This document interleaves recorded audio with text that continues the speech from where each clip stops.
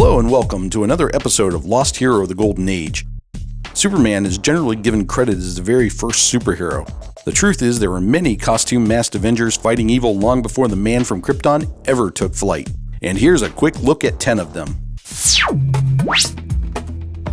The first modern superhero came out of the British Penny Dreadfuls.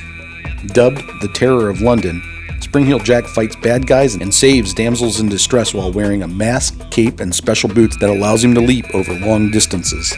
Although forgotten today, he had almost a 50-year run in the Penny Dreadfuls.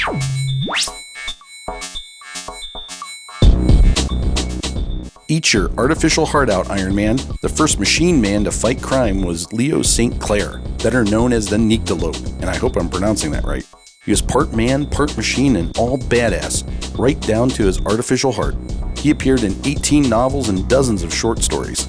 The character fell into obscurity after World War II because the author, Jean de la Hire, was considered to be a Nazi collaborator. Another French superhero is Judex. Judex is the first superhero to hit the silver screen. He was the master of disguise, fighting techniques, and used all sorts of high-tech gadgets. Judex is out to avenge the death of his father from a secret lair. After the film's release in 1916, there were sequels, and the character also appeared in a series of novels. Following his sensation Zorro, writer Johnston McCulley wowed readers with the tale of Thunderbolt in Detective Story magazine. John Flatchley is a World War I ace and adventurer who inherits a small fortune from his uncle. He discovers that his uncle was in league with a group of evil robber barons who took advantage of widows and orphans. He decides to use his new fortune and his abilities to rob from the rich and give to the poor. Donning an all-black outfit, except for a lightning bolt logo on his mask, he goes after the bad guys and their ill-gotten gains. Our next hero comes all the way from Japan, the Golden Bat. He hails from the tradition of Japanese street theater known as kamishiba. He flies, he has super strength, and of course he fights bad guys.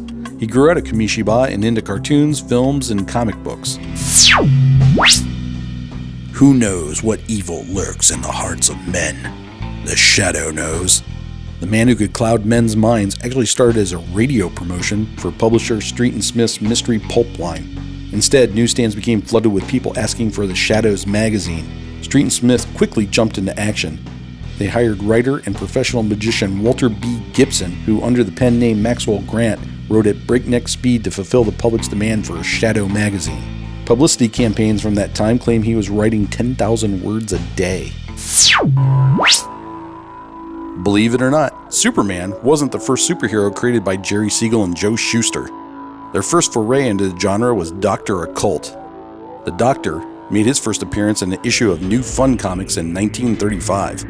Armed with a magic amulet, he fought vampires, werewolves, and other supernatural baddies. He is the oldest surviving character in the DC universe. The Phantom was the creation of Lee Falk, who had created Mandrake the Magician 2 years before. The Ghost Who Walks made his debut in American newspapers in 1936. This purple-clad masked man fought evil in the jungles of Africa. The Phantom is generally given credit as the first superhero to show off his six-pack abs in a skin-tight outfit. It's about time the ladies get involved. Our only heroine on this list is the Domino Lady.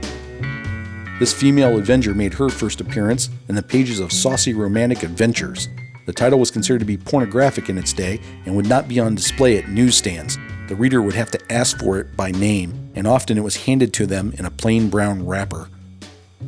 The Domino Lady started her career in crime fighting after the murder of her district attorney father at the hands of the underworld. One of the earliest comic book heroes, The Clock, made his debut in two Centaur publication comic books in November 1936. Wealthy socialite Brian O'Brien put on his best evening clothes and a face mask to tackle crime. He conducted his crusade from a secret lair, and his powers included hypnotism and a number of high-tech gadgets. Of course, there's a lot of heroes I didn't mention. Maybe I'll save them for a future episode. Thanks for watching.